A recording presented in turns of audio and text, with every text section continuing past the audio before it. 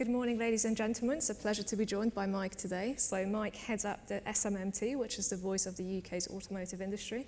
And I think you guys represent something like over 800 companies in the UK. 900 this year. We've had a good year in membership.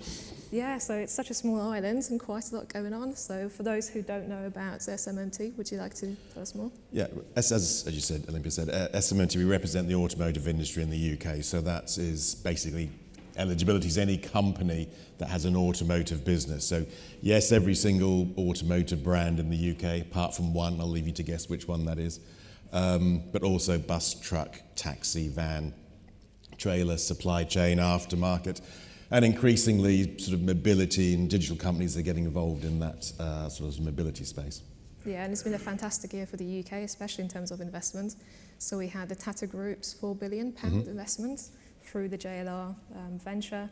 We've just had Nissan announce $3 billion as well, Stellantis, a few others, BMW. Yeah. So can you tell us more about the landscape at the moment in the UK? It's a good question, because had we been sitting here 12 months ago, I would have probably been a lot more pessimistic. What you've just described over the last 6 to 9 months has been such a significant shift in terms of the perception of the UK from the automotive investment, but also in terms of what you're seeing in terms of confidence in the future. So the big one, or the most symbolic one, was probably Tata committing to build their gigafactory, not in Spain, where it was going to go, but in the UK. Hot on the heels of that came BMW with Mini. We knew Stellantis was moving towards opening, and then Nissan last week. So and it came on the back of some other, both supply chain and commitments from JLR, Bentley, Ford, Lotus, to shift their production over the next 5 to 8 years, really, from internal combustion engines to electrified propulsion units. So what you're seeing is both the manufacturing of vehicles move and increasing investment in gigafactories. Yeah. And what is it about the UK that makes us so attractive? Of course, we've had some of the subsidies from the government, but why the UK? Again, for about 5 years, the UK was uninvestable. Something happened politically in 2016, which just led to this huge amount of uncertainty. And obviously, no company is going to invest in a backdrop of that sort of uncertainty, because you didn't know what your investment was going to cost. Because yes, you know what your land and your capital investment was going to be, but the products that you were going to produce, you didn't know what the cost of that was going to be to put them on the markets internationally, because you're going to be subject to tariffs and so forth.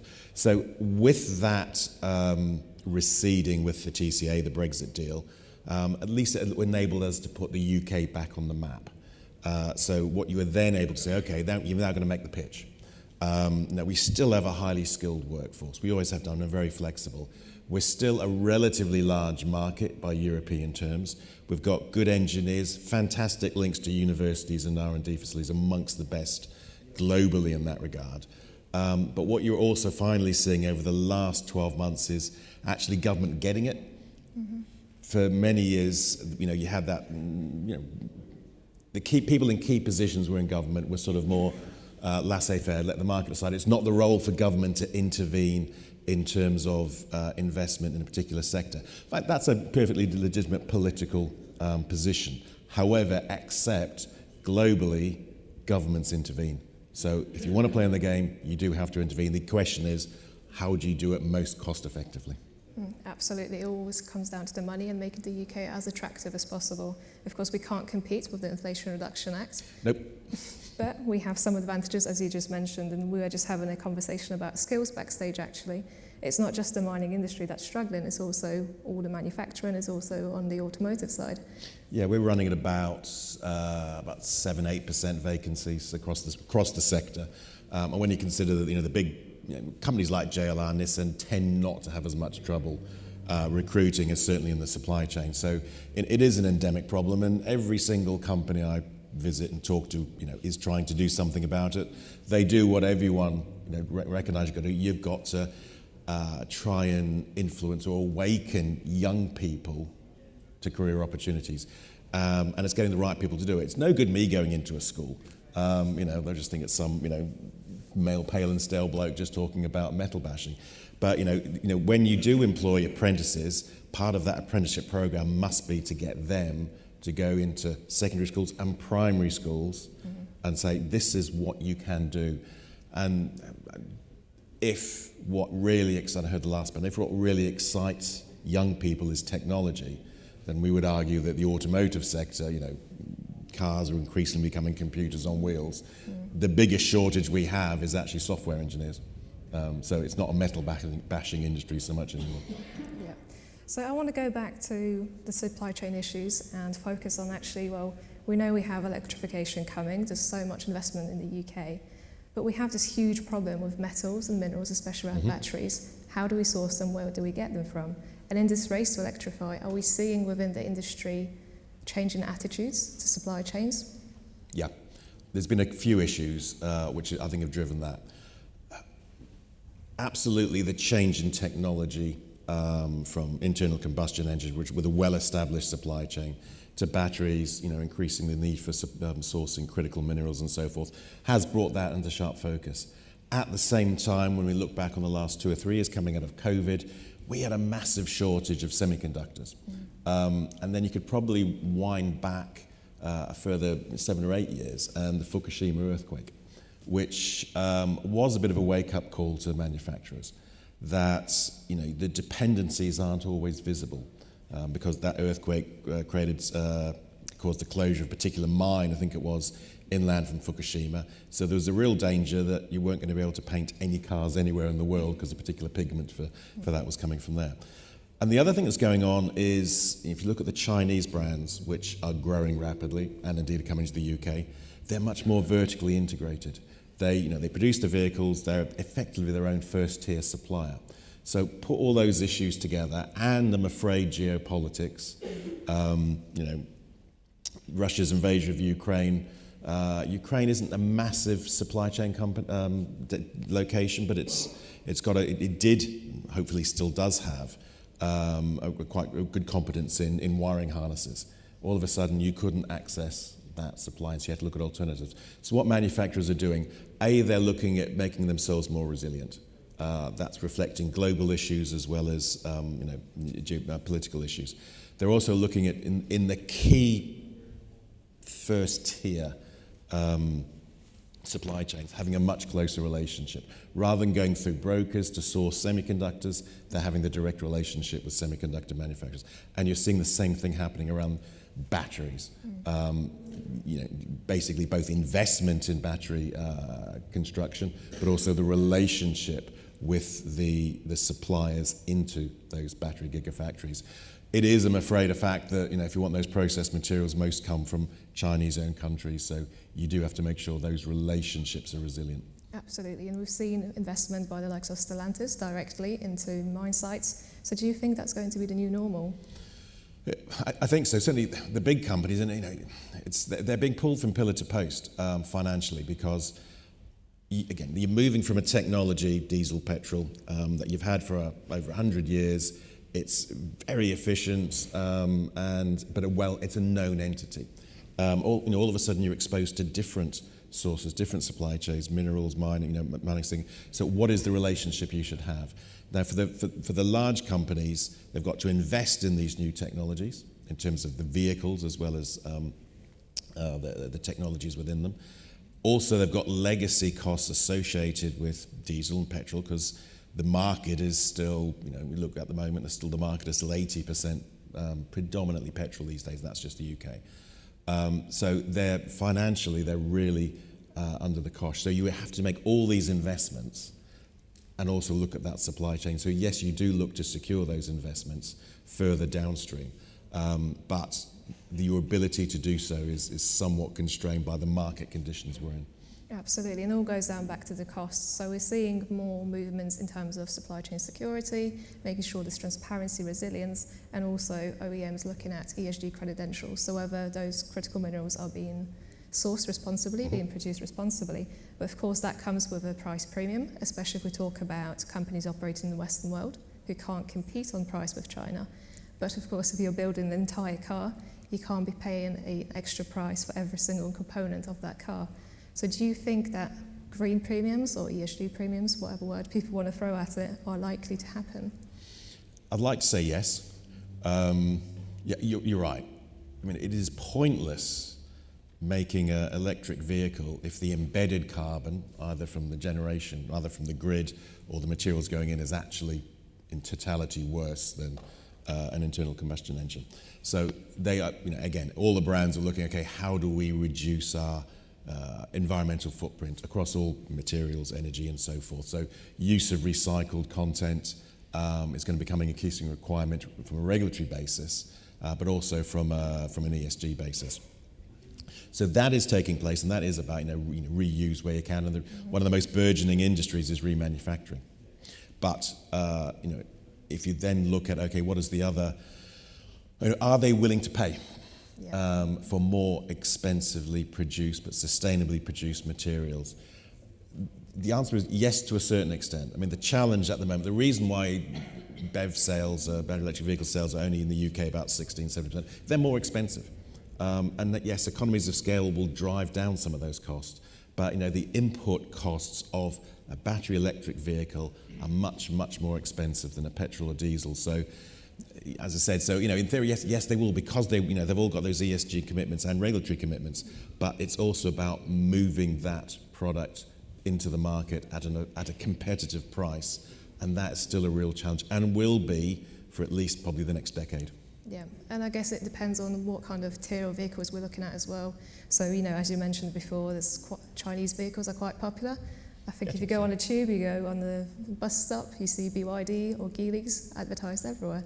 So perhaps maybe for the higher end of the market, we can see ESG premiums become more common than... You can certainly, if you look at the step up from like a small family car, I think Fiesta size, petrol, diesel, these days they've stopped Fiesta, so it's probably a bad example. But the traditional purchase price of that was around £18,000.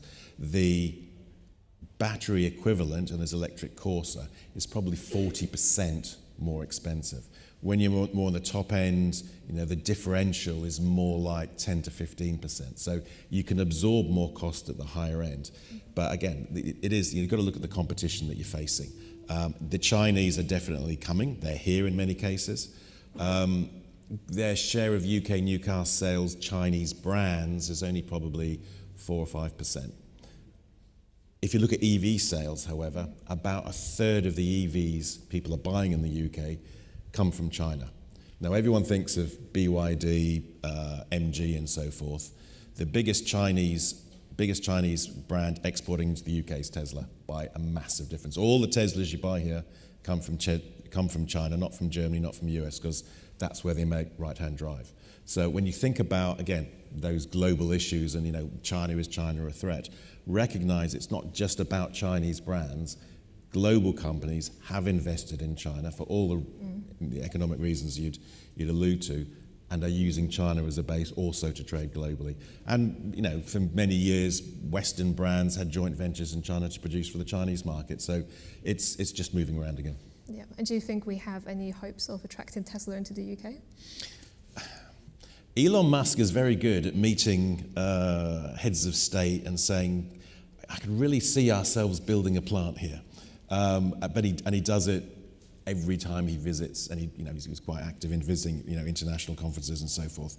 It's always a possibility. I think, however, the real the challenge we've had initially is retaining what we've got and creating the framework, the business environment, so they can move from internal combustion engines to EVs, and that's we're in a much, much better place now. We do want some new entrants. I think new entrants are more likely coming into Europe, going to be coming from China rather than the US.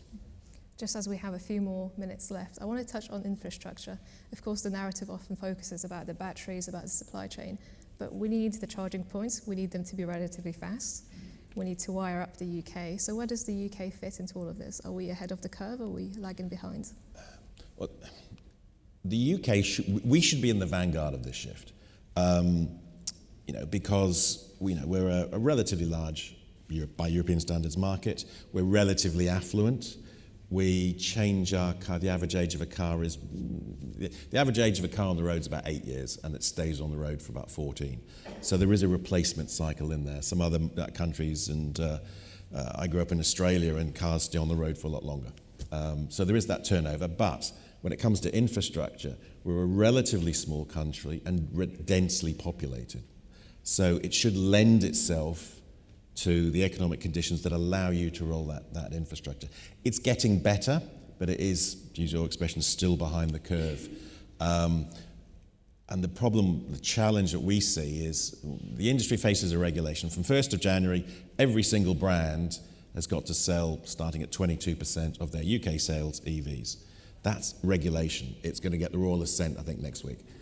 So leave aside the fact that they're implementing a regulation to start something like 2 weeks after it gets royal assent. I mean, how as a business do you respond to that sort of short time scale? But if you look at the infrastructure, there is no compunction on the rollout. So it's basically, we'll let the market decide. So what you are seeing is, yes, a gradual increase in investment in infrastructure. The last quarter was the best quarter for public charge points the country's ever seen. 80% of them were here in the London and the South East. That's why you see more cars with green number plates in London than you will in any other city in the UK. That's not right. It's got to be nationwide. Yeah, absolutely. So we still have some work to do.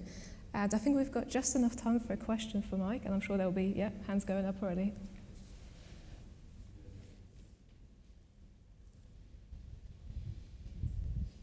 Thank you. I'm Dave Burrows. I represent the government of Western Australia.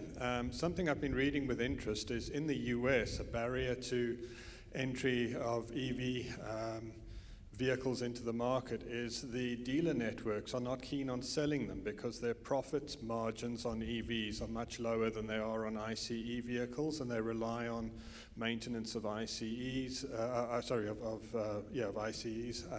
What is the situation in the UK? How do the dealer networks feel about selling EVs over ICEs? Yeah, it's a good question. Both countries have and indeed like Australia, a franchise dealer network. However, within the US, there are more rules and regulations, if you will, that will protect that franchise dealer network. In most states, you are compelled to sell vehicles through franchise dealers. We don't have such regulation here, which is why companies can establish and sell online.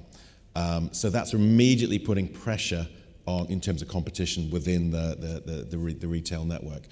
What you are seeing, yes, as I said before, these vehicles are more expensive. The industry is compelled and needs to sell more of them. They've bet the farm on this technology as the only one that's going to get you to net zero tailpipe within the regulatory timescales. But it is more expensive. So the margins are much thinner. So you can't offer the discounts that you would do perhaps on an internal combustion engine. So from the dealer perspective, they want to shift product because that's their margin is. Again, that model's changing. They make more money really on service and finance and so forth than the actual metal. So it is a barrier, but it's one that can be overcome if you look at the total business opportunity that goes around it. So and when the last time you bought a new car, but invariably you go in and they'll offer you, extended warranties, finance package, additional insurance on alloys, additional insurance on, occasional damage and so forth, insurance packages. Put that together and it can kind of compensate for the loss of margin that just isn't there on electric vehicles at the moment. So it's a bit of yin and yang. I have a question, specifically relating to, to put it into context, one of the big challenges that our industry is facing at the moment is underfunding, particularly the exploration and development stage, especially for critical minerals projects. Mm-hmm. And obviously the introduction of relatively upstream investment from the automotive industry into those projects may provide potentially a critical source of capital.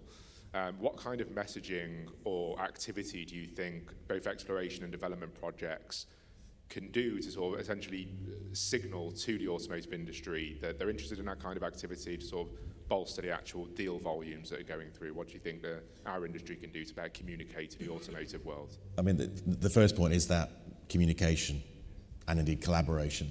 There's an absolute vested interest of the automotive industry in the success of the mining industry. For all the issues that Olimpia mentioned in terms of ESG and so forth, yes, and it's accessing finance is a challenge. It's a challenge at the moment. Not just for your sector, for ours, and I think in the previous panel you sort of talking about reputation. And what is the appetite of financial institutions to invest in things that, because of ESG, they perceive as being not something that their pension funds, whatever, would want to invest in. I was at a round table with colleagues from the aerospace, defence, space industry, and they said one of the problems they have is financing investment in military goods and hardware that's going to Ukraine. Now, you've got to, I understand ESG, but there's a moral imperative, I'd argue, about producing those products for that particular situation. So it is about communication, it is about collaboration. We can't make these cars without those minerals. So that vested in mutual interest. Thank you. Absolutely. Thank you very much, and I'm sure there'll be loads more questions for Mike, so if you're sticking around, maybe some of the miners can grab you whilst you're here. But thank you all very much. Thank you.